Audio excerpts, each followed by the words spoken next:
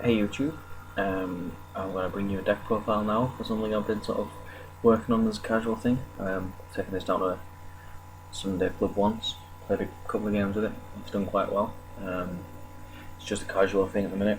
I did play a little bit last standard format. I played black-white tokens, and I've kind of carried the token theme on. It's white-green tokens with just a little bit of black, and there's a little sideboard as well, but I don't really use that very much. It's just more casual, like I say, casual gaming. So without further ado, let's get on to the deck profile. I'll go for the creatures first, then go for the spells, and then lands. So for creatures, we have as our 1-drops, 3 Allison Pilgrim. It's just, quite good in this deck. He just lets you play your cards a little bit earlier. But I'm sure you all know what he does. 4 Doomed Traveller. He's really good. He's just playing turn 1 or turn 2.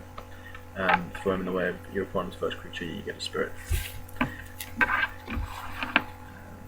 Spirits generally can end the game quite quickly. It's a set of Centaur Healer. He's quite good. He's basically like a mini Thragtusk for this deck. The deck doesn't need any sort of like big creatures like Thragtusk, so that's going to give him a 12 life there. If the result, obviously. 1 Wayfaring Temple. I just quite like this guy. I just like the idea of him, but he's not too bad. Obviously, you want to play him a little bit later on. He becomes bigger, and the guy's on a drunk, which is pretty good as well. The most expensive spell in the deck at 5 mana, but putting him on the table turn 5, usually you've got about 5 or 6 creatures on the field anyways, on the battlefield. Bring him down. Obviously, so you've got 5, 6, 7, 8 power. He's pretty good. He can end the game quite quickly as well. Doesn't even matter if he dies because he needs an extra 2 spirit tokens. On to the other spells. There are 4 Gather the Townsfolk, dead cheap spell. 2 mana, 2 humans, can't complain. 4 Call of the Conclave. I like this one better than the Courses Accord. Obviously, that's 6 for 2. This is 2 for 1 creature. Puts a 3/3 on the table. So it's a little bit probably a little bit worse than the other token creating cards, but it puts a bigger creature up, basically. Gives you something to defend with, especially when you've got your 4 intangible virtues. Such a good card.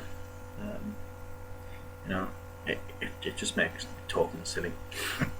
Especially when you've got flying tokens, spirits with a couple of those out with vigilance. They're pretty good. 2 Slensneer Charms. These are okay. I actually haven't made a token with it yet. Used the 2/2 thing a couple of times, and I've used that with exile to have a creature with power greater than 5 or 5 or greater. Just it's a little bit of handy spot removal. The deck doesn't have a lot, so it's only that and the 2 Oblivion Rings. It's the other lot of spot removal. Well, that's just quite good. It's like it's rid of planeswalkers and whatnot, or anything.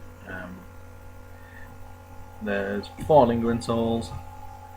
Obviously, just a good card at the minute, and 4 Midnight Haunting, just to give you more spirit tokens. Basically, the deck just puts as many spirit tokens on the table as possible, and just pressurizes your opponent that way. So yeah, if you're lucky, you can start playing those turn 2 and then just start racking them up. And the last 2 cards are 2 Rootborn Defenses. I quite like this card. I know there aren't many board sweepers going about, but obviously there's Bonfire of the Damned and Supreme Verdict, which can't be countered. So you know, that's just quite a good way of getting around the those two. Yeah, I think it's mainly just those two. Obviously, if your opponent's top decking and they play a removal spell, like a burn spell or something, playing that's quite good. And again, it populates and gives you another token. Mana base is 3 Slenny Gilgit. I'd obviously like these to be Temple Gardens, but I've only got 1 Temple Garden, so there's not much point in putting them in there yet. Put 1 of them in. And Forsome Petal Grove. Obviously get better ones to get the Temple Gardens in there. 3 Isolated Chapels. That probably can go to 2, to be honest, but I quite like just having the 3rd one in there just to give you a bit more, you're a bit more definite to have one. So it's just a little bit better odds, and it's only in there. Obviously, the only card that uses it is the Lingering Souls in the flashback. Obviously, you use it when you for colourless, but the black anyway, so and you can use it for white. But it's quite nice just having that black just there in case you want it. A lot of the Archangel, which you can use the black for as well. Just that's really good in this deck. I had 2 in there, but I think 1's enough. Just because the deck's got such a low mana curve, like the top end of the mana, it's only that which is 5. Everything else, the highest is 3. So start playing that late game, gaining loads of life.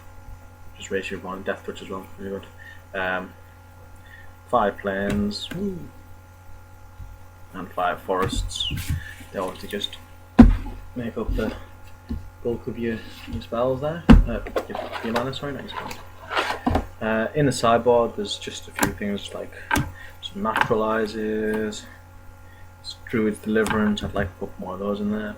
Sundering Growths, they're quite good as well. Heroes Reunion and Erase.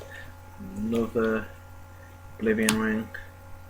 A couple of Nevermores. Nevermores are quite good. A couple of Curse Breaks. So mainly to get rid of enchantments. Things like Resting in Peace and stuff like that. And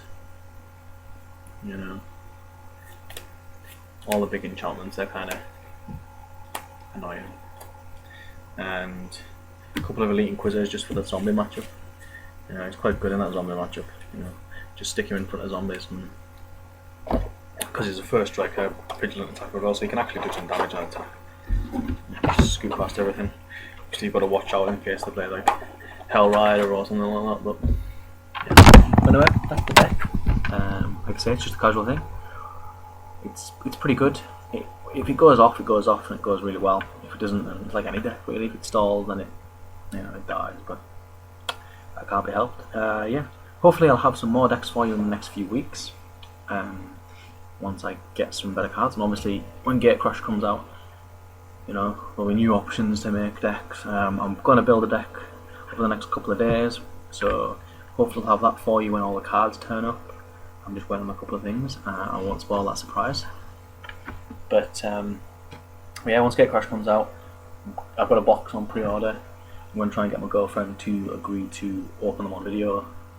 She's a little bit shy, but yeah, hopefully we can pull some good stuff and everyone can see what we've got. That's great, and I shall speak to you again, YouTube.